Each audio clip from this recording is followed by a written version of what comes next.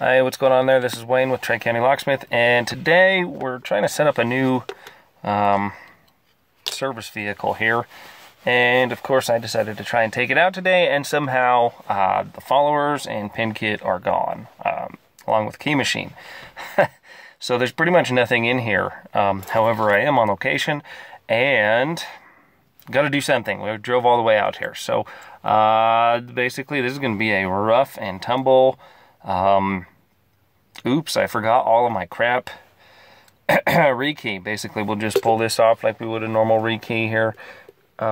Just no special tools, anything that's a little Allen head or something pokey, even a file will work to depress the detent.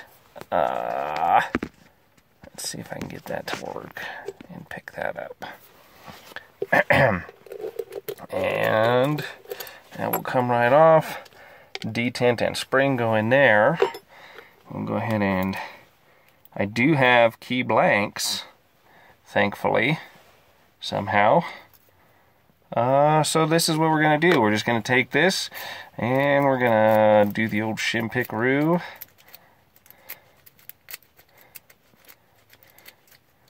You could pick this if you didn't have shims. We could go one more step barren, but I'm already without enough locksmith luxuries at this particular point in time. Okay, so once we get that to tip over, I have no follower.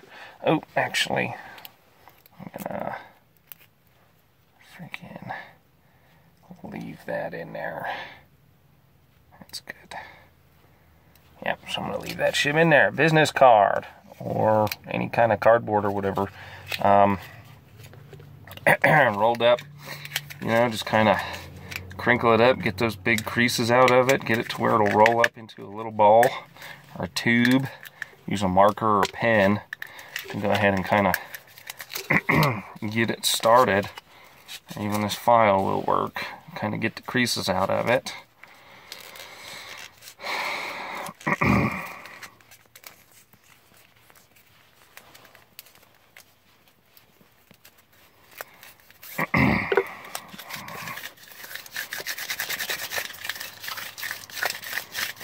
Get the creases out of it, and then go ahead and fold it over the other way.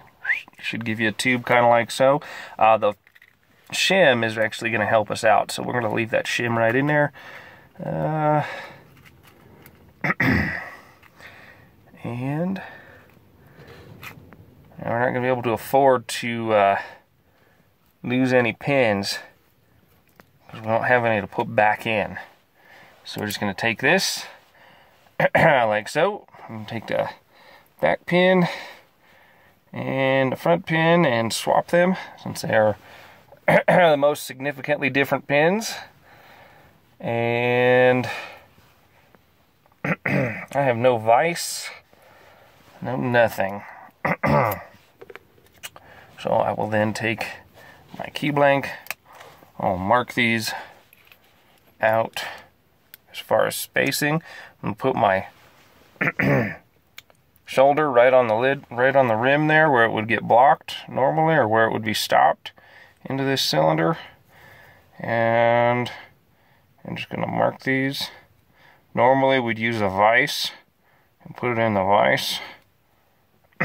So you get something like that. I don't know if you can see or not, but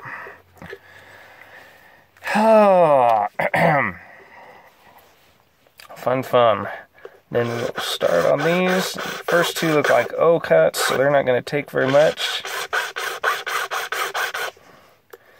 The other three do look like they're significantly deeper.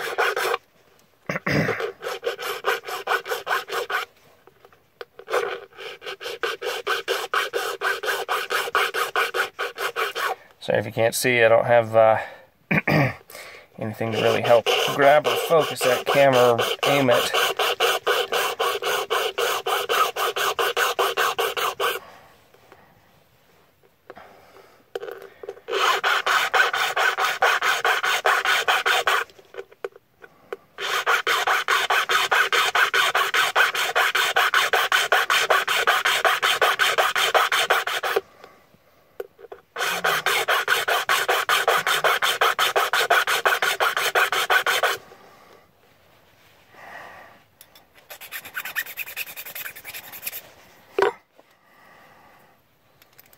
We'll just kind of see our handiwork here. And looks like we've got the first two pretty well figured out. And the last couple ones are gonna take a little more. This one needs a skosh more. I need quite a bit. And probably actually needs to be moved down a little bit more towards the tip.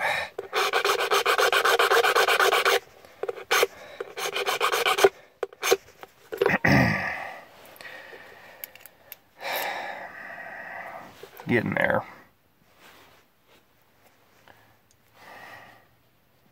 Real close.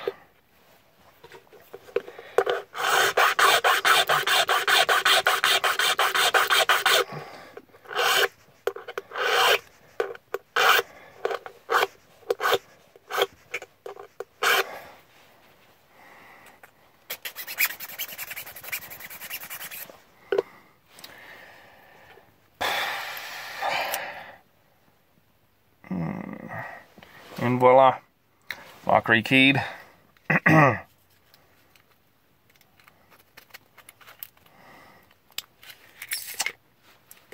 Follower, shim,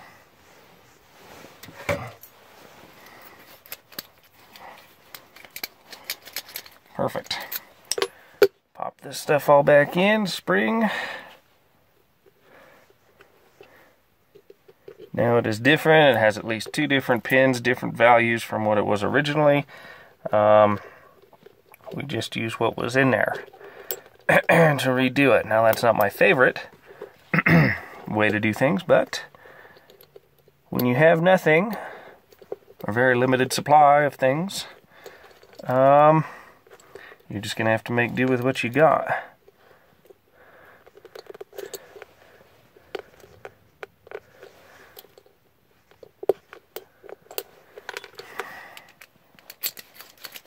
Perfect. Come on, give it back. Put a little lubrication in these and voila. There you go. No follower, no pin kit, no pre-cut keys, no key machine. All done by hand. All we needed was a file, a lock cylinder, a shim, and a business card. For more information, check out WaynesLockShop.com.